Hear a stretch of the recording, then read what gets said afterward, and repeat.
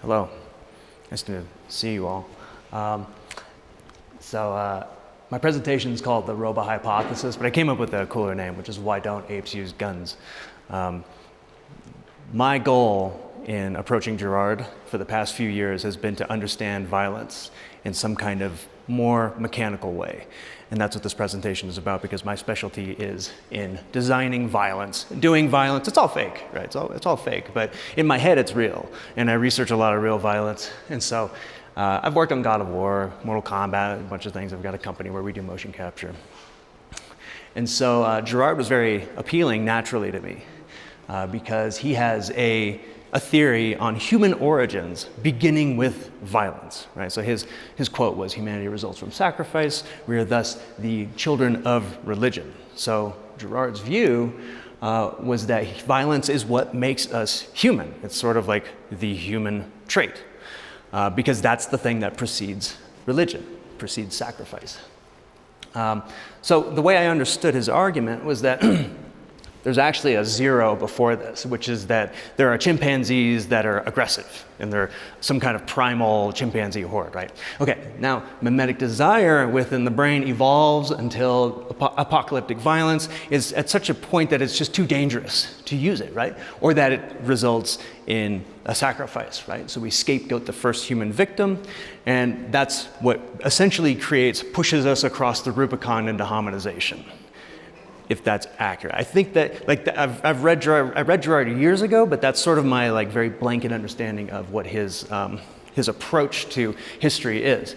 So I call this an endemic theory of origin because it's based in human relations. It's not an external thing that causes chimpanzees to transition to humans, right?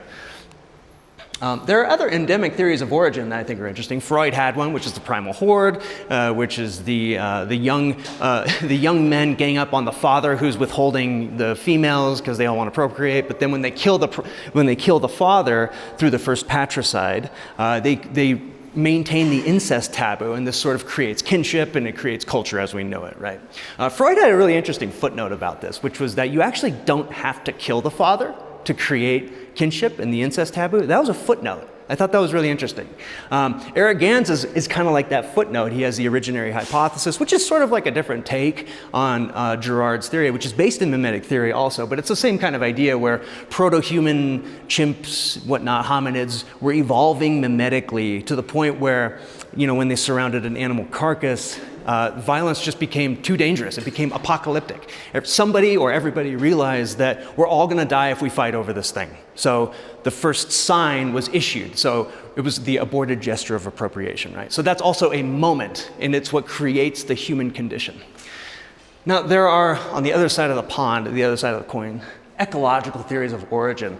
And these a lot of the time are like linguistic theories, and I won't go too much into these. Dunbar, which is the group grooming, right? Terence Deacon, that we had some kind of symbolic communication that we realized was useful, and so we sort of evolved culture around that, and that's what developed language. Derek Bickerton is that we became an uncooperative group of scavengers. He was trying to search for the special problem, and that creates language. Richard Wrangham is that we evolved the ability to gossip. And then Noam Chomsky was that we have some kind of recursive universal grammar or language acquisition device. Noam Chomsky's is the most Girardian, I think, of these, because it is it's kind of a moment when we become human, and he was sort of pilloried by the Darwinists for this, and that's an interesting case. He buckled, but whatever, we won't bother. So there are other ecological theories too, like the hand. Those are some interesting ones. Cooking, Richard Wrangham says, as we used fire, we evolved bigger brains and whatnot because we could eat more meat. Hunting is the killer ape theory for Raymond Dart, and of course my favorite is aliens. In my country, L. Ron Hubbard created this very interesting religion where aliens come to Earth and inhabit human messed bodies, created Scientology, and Tom Cruise is a part of that. So that's its own theory of human origins. Everybody sort of has a cosmology, a cosmogony of human origins, right? And so my question is that if we evolved from animals, how did animal aggression become human apocalyptic violence? What is that step? What is that moment? And the second thing is, why aren't any animals using apocalyptic violence, and why have we not seen this happen ever? There is no recorded documentation of animals doing this. So my approach is very Girardian, which is that I think that the ecological theories are too difficult to trace human origins because there are just too many pieces, right? It's like, well, we gradually evolved some kind of part of our brain that was good at communicating. We gradually evolved like grammar. It's just too difficult. And nobody actually has any idea when that could have happened, how it could have happened, where. Nobody has any idea. It's just this very gradual thing. In fact, they seem sort of like averse to even positing a moment when it could happen. So I take the angle that violence is the clearest crossing of the Rubicon moment, if there is one. That would be the clearest moment because it's so specific. And so what I want to do is I want to put forward a mechanical theory of human violence so that we know if that transition happened, what exactly happened. And that maybe that then can dovetail into all of those other theories of origins. So provide that theory, show its shared roots with language. That's my task, is to show that it has the same mechanism underneath it as language, and then test it with all those theories of origin. Right? That's my goal. So it's important then, if we're going to talk about going from animal combat to human combat, we got to know what animal combat is. And I design animal combat for games sometimes. They'll have me be a bear, and so I'll fight like a bear. And so I've done a lot of animal combat research. But essentially, animal combat is designed to set a hierarchy. Right? And this is actually a very efficient way that animals do this. Now, the reason it works so well is because animal weapons and defenses are paired naturally within intraspecific combat. I'm not talking about predation. We're just talking about the relations between animals of the same species. Right? So the buck's antlers are sort of designed for the hide is sort of designed for the antlers. The antlers are designed for themselves. You can actually look at antlers and anticipate what their movements are going to be, right? So if the antlers are going up, they're going to do this. If the antlers are more forward, then they're going to do charges, right? And it's very easy to anticipate then. It's very easy to anticipate, and I'm just going to jump ahead here. It's very easy to anticipate for animals what the other animal's object of combat is going to be. You actually know exactly what it is, because all you have to do is ask yourself, what is my weapon? That's his weapon. There's no question. It's automatic. It's sort of like automatically known. So as a result, animals fight often, and because they're designed for each other's weapons, they just don't die very often. It's like very rare for animals to get killed in combat. It happens. Of course it happens. And when animals back down, they do so willingly, and it's they are trusted when they back down, because there's no fear that they're going to like pick up some like gun or whatever. They like are going to have like cousins on the way. It just doesn't happen. Now, combat is still brutal. Now, there are a lot of things about animal combat that is human, right? So they do have intraspecific murder. Brown rats, Conrad Lorenz talks about brown rats ganging up on an individual rat and killing it. Now that was in an enclosure, right? But there was the example, there's also meerkats, they're well known to actually kill their own, and they mob as well. And then chimpanzees use, I would consider the way that they gang up on other chimpanzees, like in the Gombe chimpanzee war, this seems like mimesis, like a very low-level version of mimesis. And in fact, Giacomo Rizzolati's work, and he discovered mirror neurons, he was studying macaques. That's how he found mirror neurons, is in macaque monkeys. And he sort of like intuited that humans had those too, just like in a far richer sense, right? But none of this is causing hominization. That's my question. Why is it happening? So let's go to human combat now. So let's differentiate human combat. Now, we still need to set a hierarchy. We just naturally have to do this, right? Now, can we use combat for this? Is that safe? In terms of like raw combat outside of laws, right? Raw, just violence, death, murder, right? We have one distinguishing characteristic in combat that is different than animals, and it's the use of objects in combat. So human object-based combat, we don't know what the weapon is. We don't know what the object of combat is going to be. Not only do we not know what it's going to be before the fight, we don't know what it's going to be during the fight. We don't know if after the fight he's going to go get another one, or she. We just don't know.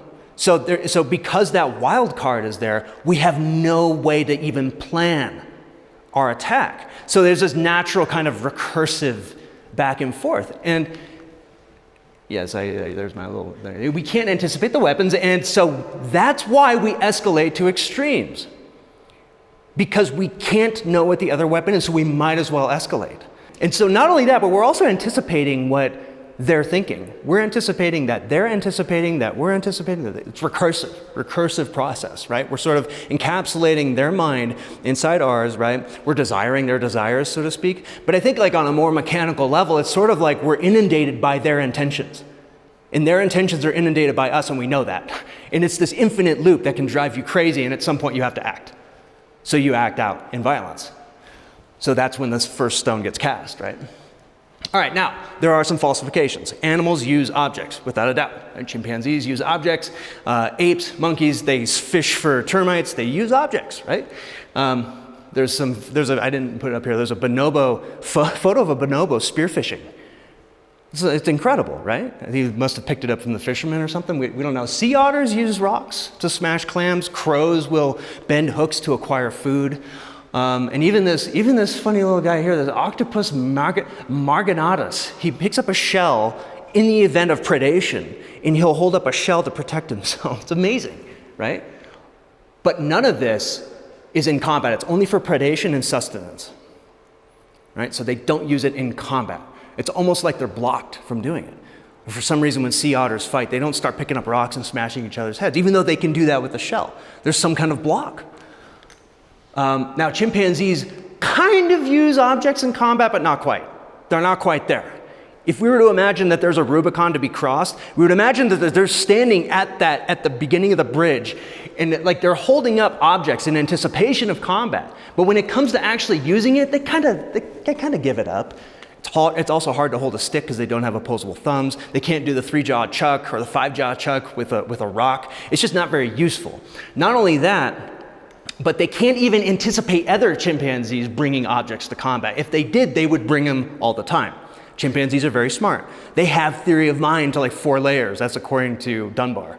Dunbar says they have theory of mind up to 4 layers. So they can anticipate that he's anticipating that you're anticipating. Like they hide things and trick other chimpanzees, right? Very smart. But again, they're blocked from using objects in combat.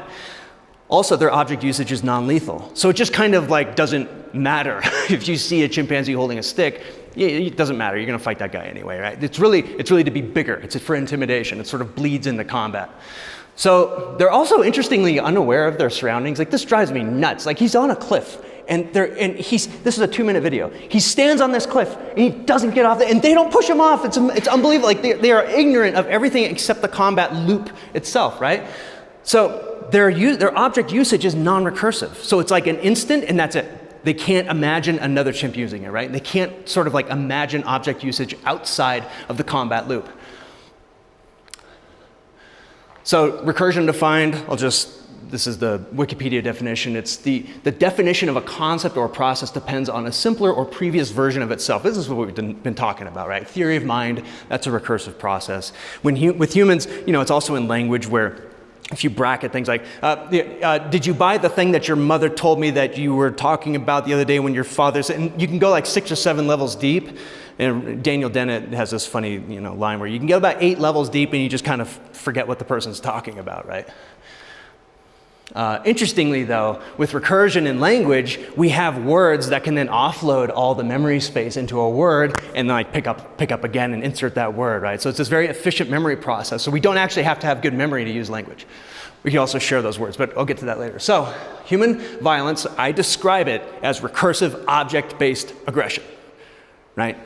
And it's also, you also don't even need to know, like I said, you don't even need to see a weapon or an object coming. Goliath thought that David was going to bring a sword, right? They didn't even meet, and then they knew that there were weapons in place, right? They knew that this was going to be their combat loop, even before they even saw a weapon. So if we were to recap, animal combat is optimized for setting the hierarchy. Human combat, unfortunately, unoptimized for setting the hierarchy because it's apocalyptic. We kill each other. It's a very bad situation. We do not want to engage in violence. Definitely not outside of law, right? So other means have to be sought.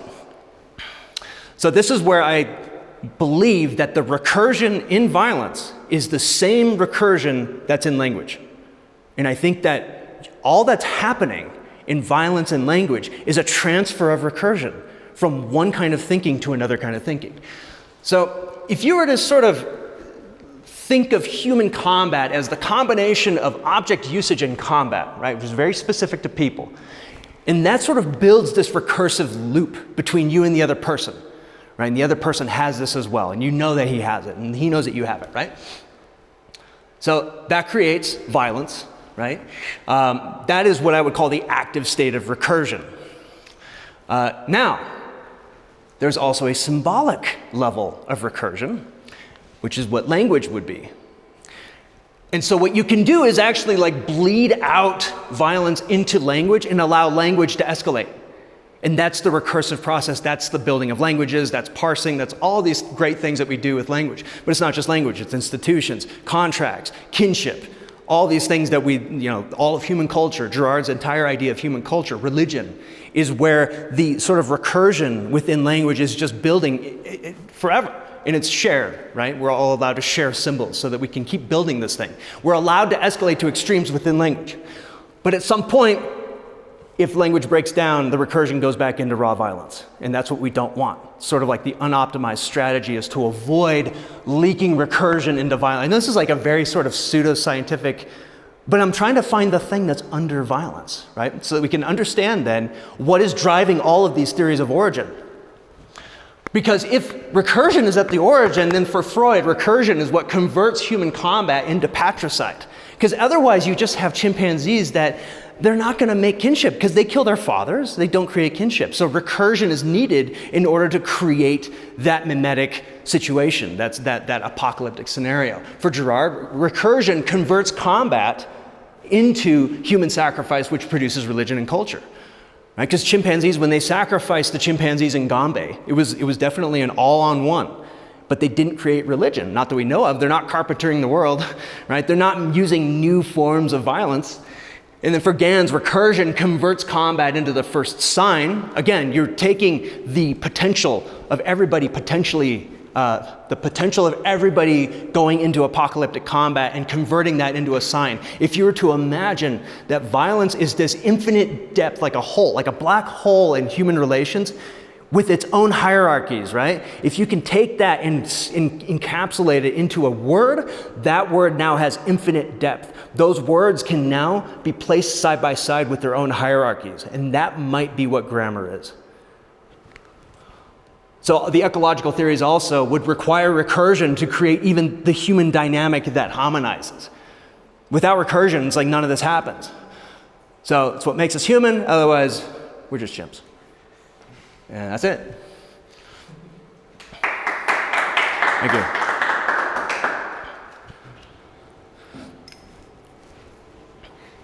Yeah, we have time for questions. So If anybody wants to. everybody wants a question. There's just a curiosity Yeah. because you Yeah. talk about maybe you can talk in the Yeah. Oh yeah. Go ahead. Because you talk about Rizzolatti. Yeah. And the research Yeah. of Rizzolatti. I don't know if you found something with Professor Gianfranco Mornino about the difference between the social behavior of chimpanzee in bonobos. So I want to. Oh, interesting. Because he found some difference in this. Yeah. So I don't know if it could be useful for you to found this kind of difference or not. Okay. Because you have this relationship with chimpanzee that is really interesting, and I don't know the bonobo that is really close to us. Yeah. So it could be useful for you. Yeah, that's they say that bonobos are closer to us, right? And yeah, and I've heard this before, and they don't use recursive, they don't use ROBA, but they do have a sort of like more dynamic sex life because their genitals are different. But those stay the same. So the difference with all of animal combat and sex between that and human violence is that human violence is as a relationship is constantly changing. It changes in every moment, every relationship, and it's constantly being updated. And it's sort of like what would you say, crowdsourced. Like everybody sort of knows the latest update, right? Everybody knows that nukes are the thing, right? So we're not going to go and do certain things now because there's nukes. And we find that, when colonists take over, tribes of people, for example, the Australian frontier wars. Well, when they introduced rifles into the frontier wars, the natives were just like, what are these long distance magic sticks that they're using? But within a day or two, they came up with new tactics. And some of them gave up and they realized, well, we can't beat these things. But then they learned they learned marksmanship, and then they combined that with horseback riding, and there were these Terminators, I think they're the Victorian something, the mounted police, and they were like the best policemen because they were able to just take up gunpowder instantly. So like it's extremely quick. It's like you learn a new language of violence, but instantly almost. Like you can learn violence incredibly quickly. And so that kind of updating is what makes humans so different from any animal. Girard didn't say. He didn't say what it was. He just sort of left it blank. He said humans are violent. He and he said there was escalation to extremes and battling to the end, but he never talked about the mechanism.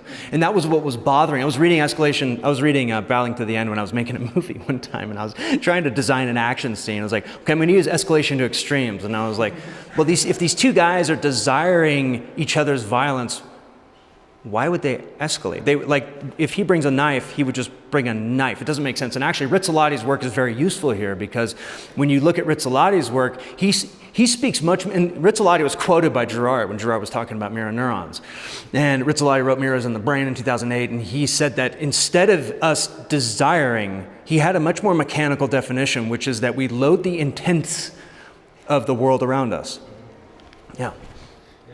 Are you familiar with the work of Stuntman? No. Okay. So he also talks about social order as the result of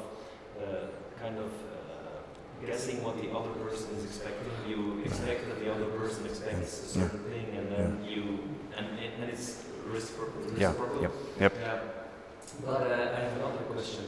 How would you address a game, or games in general, but a game like rock, paper, scissors in your how would you approach that? Well, a game of rock, paper, scissors is bounded by linguistic rules. So you're not allowed to actually pull out a gun and shoot the guy, right? So you have these linguistic rules. In fact, the only way for you to have human aggression is within linguistic rules. So if we were to go back to the recursive sort of process here, the only way for us to have combat and aggression is it has to be within the bounds of recursive language. So even warfare today is supposed to be within the boundaries of recursive language, right? We have Geneva Conventions, we have international law. Now sometimes people break these, right? And then again, it ends up going into there, like what Putin's doing, right? And so now what has to happen is we have to sort of reformulate this so that we can get that recursion out of there, rebound it within language. But it's the same stuff. That's what I'm saying. So like, which one came first? I don't know if we can possibly know that. I think there might be places where language came before violence, and there are places maybe where violence came before language. I don't know. I don't know if you can actually have like a historical theory of recursion, because you could also say that kinship came first.